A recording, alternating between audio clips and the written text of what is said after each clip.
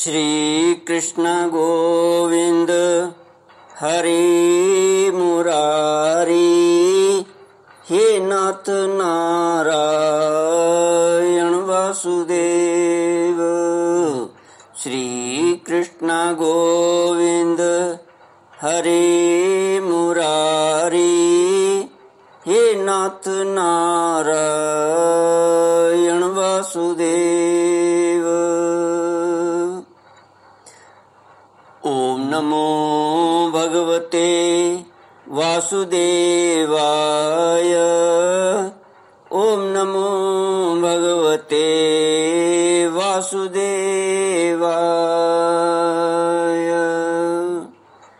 कृष्णाय वासुदेवाय हरये परमात्मने प्रणतक्लेशनाशाय गोविन्दाय नमो नमः। सच्चिदानन्दरूपाय विश्वोत्पत्त्यादिहेतवे तापत्रयविनाशाय श्रीकृष्णाय वयं नमः। सच्चित आनंद स्वरूप परमात्मा जो सृष्टि के उत्पत्ति, पालन और श्रृंगार करता है तथा जीवों के आध्यात्मिक, आदि दैविक, आदि भौतिक तापों को नष्ट करने वाले हैं, अर्थात जीवों के मानसिक, शारीरिक और भौतिक दुखों को दूर करने वाले हैं, उन श्री कृष्ण भगवान को हम नमस्कार करते हैं। श्री कृष्ण गोविंद हरे मुरारी, हे नाथ नारायण वासुदेव। श्रीमद् भागवत दशम स्कंद सप्तमोऽध्याय श्लोक 20 से। श्री शुक उवाच दैत्यो नाम्ना तृणावर्त कंसवृत्त्या प्रणोदितः चक्रवात स्वरूपेण जहारासेनमर्भकम् गोकुलं सर्वमावृण्वन् मुष्णन् चक्षुंसिरेणुभिः ईरयन् सुमहाघोरशब्देन प्रदिशो दिशः। श्री सुखदेव जी कहते हैं, राजन, तृणावर्त नाम का एक दैत्य था। वह कंस का निजी सेवक था। कंस की प्रेरणा से ही बवंडर के रूप में वह गोकुल में आया और बैठे हुए बालक श्री कृष्ण को उड़ाकर आकाश में ले गया। उसने व्रज रज से सारे गोकुल को ढक दिया और लोगों की देखने की शक्ति हर ली। उसके अत्यंत भयंकर शब्द से दसों दिशाएं कांप उठीं। सारा व्रज तो घड़ी तक रज और तम से ढका रहा। यशोदा जी ने अपने पुत्र को जहां बैठा दिया था वहां जाकर देखा तो श्री कृष्ण वहां नहीं थे। उस समय तृणावर्त ने बवंडर रूप से इतनी बालू उड़ा रखी थी कि सभी लोग अत्यंत उद्विग्न और बेसुध हो गए थे। उन्हें अपना पराया कुछ भी नहीं सूझ रहा था। उस जोर की आंधी और धूल की वर्षा में अपने पुत्र का पता न पाकर यशोदा को बड़ा शोक हुआ। वे अपने पुत्र की याद करके बहुत ही दीन हो गईं और बछड़े के मर जाने पर गाय की जो दशा हो जाती है वही दशा उनकी हो गई। वे पृथ्वी पर गिर पड़ी। बवंडर के शांत होने पर जब धूल की वर्षा का वेग कम हो गया तब यशोदा जी के रोने का शब्द सुनकर दूसरी गोपियां वहां दौड़ आईं। नंद नंदन श्याम सुंदर श्री कृष्ण को न देखकर उनके हृदय में भी बड़ा संताप हुआ। आंखों से आंसू की धारा बहने लगी। वे फूट फूट कर रोने लगी। श्री कृष्ण गोविंद हरे मुरारी, हे नाथ नारायण वासुदेव।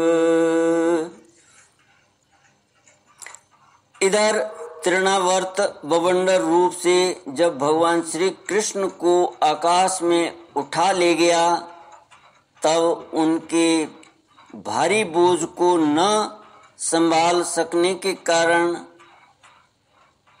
उसका वेग शांत हो गया, वह अधिक चल न सका।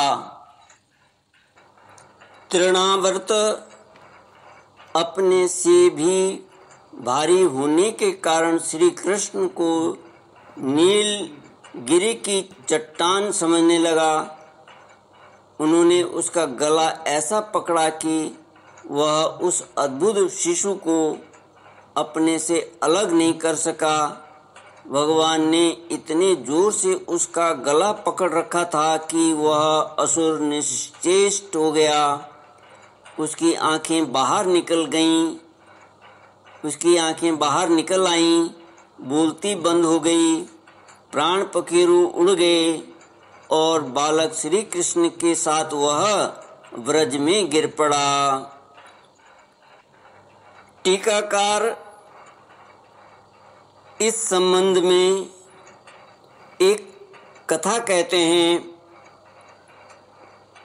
वे कहते हैं, पांडु देश में सहस्राक्ष नाम के एक राजा थे। वे नर्मदा तट पर अपनी रानियों के साथ विहार कर रहे थे। उधर से दुर्वासा ऋषि निकले, परंतु उन्होंने प्रणाम नहीं किया।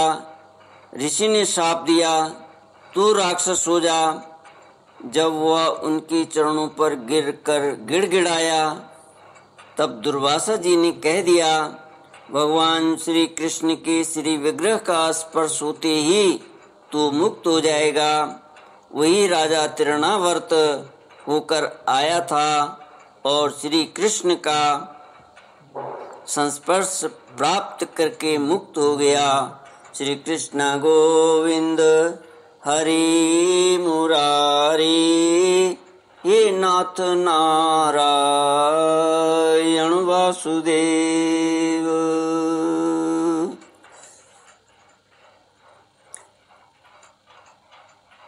श्री सुखदेव जी कहते हैं, वहां पर जो स्त्रियां इकट्ठी होकर रो रही थीं, उन्होंने देखा कि वह विकराल दैत्य आकाश से एक चट्टान पर गिर पड़ा और उसका एक एक अंग चकनाचूर हो गया। ठीक वैसे ही जैसे भगवान शंकर के बाणों से आहत हो त्रिपुरासुर गिरकर चूर चूर हो गया था। भगवान श्री कृष्ण उसके वक्ष स्थल पर लटक रहे थे। यह देखकर गोपियां विस्मित हो गईं। उन्होंने झटपट वहां जाकर श्री कृष्ण को गोद में ले लिया और लाकर उन्हें माता को दे दिया। बालक मृत्यु के मुख से सकुशल लौट आया। यद्यपि उसे राक्षस आकाश में उठा ले गया था, फिर भी वह बच गया। इस प्रकार बालक श्री कृष्ण को फिर पाकर यशोदा आदि गोपियों तथा नंद आदि गोपों को अत्यंत आनंद हुआ। वे कहने लगे, अहो, यह तो बड़े आश्चर्य की बात है। देखो तो सही, यह कितनी अद्भुत घटना घट गई। यह बालक राक्षस के द्वारा मृत्यु के मुख में डाल दिया गया था, फिर जीता जागता आ गया और उस हिंसक दुष्ट को उसके पाप ही खा गए। सच है, साधु पुरुष अपनी समता से ही संपूर्ण भयों से बच जाता है। हमने ऐसा कौन सा तप, भगवान की पूजा, प्याऊ पौशला, कुआं बावली, बाग बगीचे आदि पूर्त यज्ञ दान अथवा जीवों की भलाई की थी, जिसके फल से हमारा यह बालक मरकर भी अपने स्वजनों को सुखी करने के लिए फिर लौट आया। अवश्य ही यह बड़े सौभाग्य की बात है। जब नंद बाबा ने देखा कि महावन में बहुत सी अद्भुत घटनाएं घटित हो रही हैं तथा आश्चर्यचकित होकर वसुदेव जी की बात का बार बार समर्थन किया।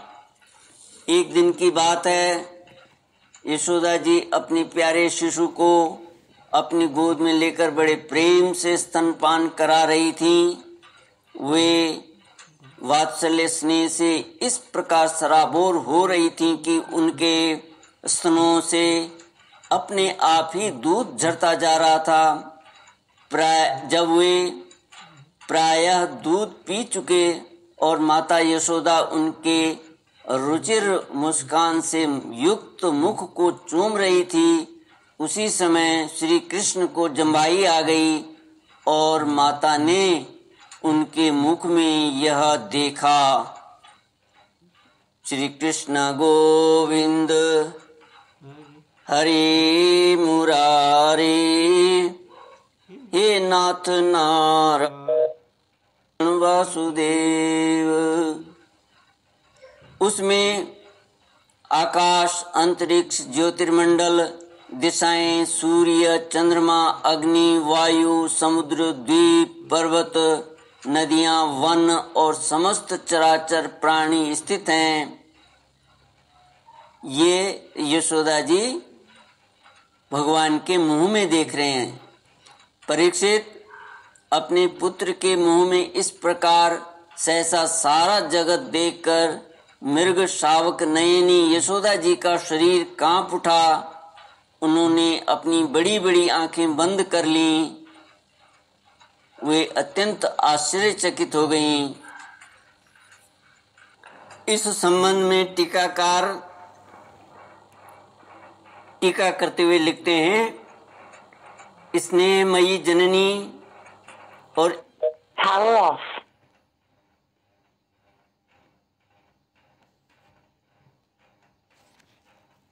वे लिखते हैं, स्नेहमयी जननी और स्नेह के सदा भूखे भगवान, उन्हें दूध पीने से तृप्ति ही नहीं होती थी।